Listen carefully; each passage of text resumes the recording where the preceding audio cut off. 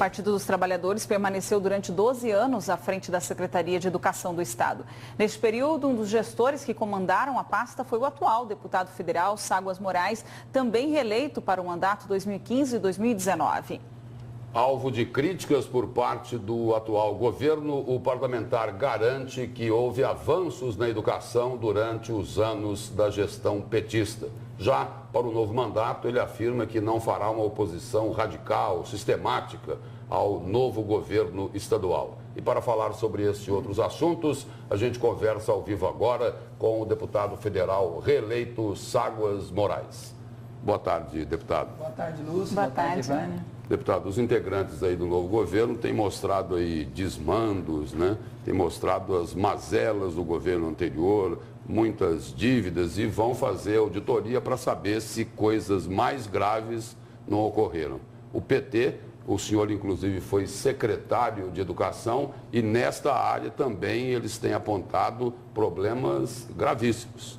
O que o senhor tem a dizer sobre isso? Olha, em primeiro lugar, eu vou fazer uma correção, né? Que a gente ficou 7 anos e meio, né? Na verdade, na secretaria, né? Que a gente entrou lá no segundo governo Blairo Maggi, né? De porteira fechada, inclusive, em maio né? Do segundo. Mas normalmente nas secretarias você acaba...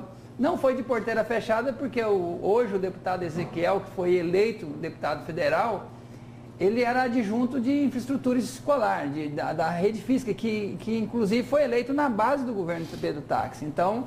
O Ezequiel esteve conosco por muito tempo na secretaria, por 3 anos. No primeiro período que eu passei na secretaria, ele esteve cuidando da infraestrutura das escolas como secretário adjunto.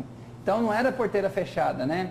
Nós tínhamos outras funções importantes que eram pessoas de carreira, que eram pertencentes a outros partidos.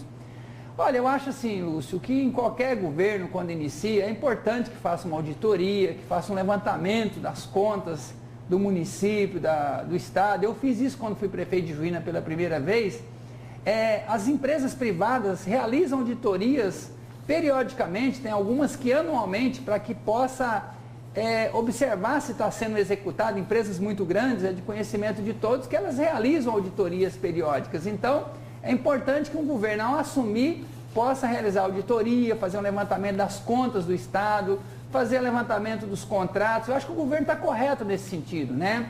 Agora é o seguinte, precisa de se tomar o cuidado de quando levantar as auditorias, para ver se de fato aquilo ali tem pontos negativos. Eu acho que os pontos negativos vão aparecer, não tem como ninguém tentar esconder ou tentar negar, né? Mas, obviamente, que você pode, numa auditoria, levantar alguns números que não condizem com os fatos, com a realidade.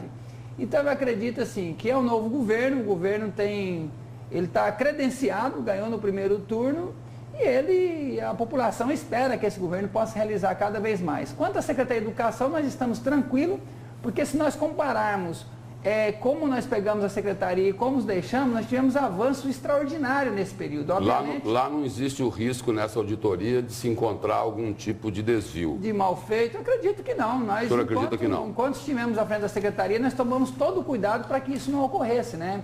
Então, tanto no governo Blairo quanto no governo Silvão, nós tivemos autonomia para que a gente pudesse, com os recursos que eram da educação, os 25%, a gente pudesse fazer o melhor possível com esses recursos.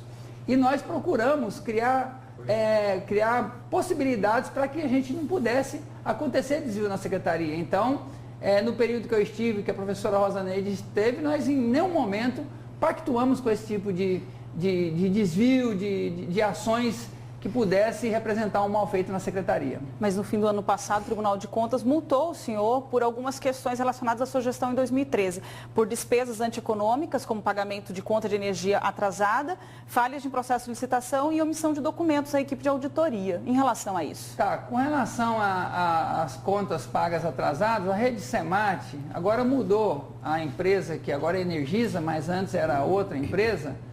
Ela estava com problemas graves financeiros, não conseguia pagar os tributos estaduais. Então, por um período de 1 ano, a rede Semat teve que, pagando as contas, não tinha certidão negativa, nós íamos pagar as contas e o próprio Estado não permite você pagar a conta de uma empresa que deve para o Estado e não tem certidão. Quando a rede Semat conseguia pagar os tributos e obter a certidão, nós tínhamos que pedir para eles gerarem novo boleto sem a multa, porque o poder público não pode pagar a conta de energia, qualquer conta com multa. E aí, com isso, aconteceu que um mês aconteceu isso. No mês, durante um ano, aconteceu isso.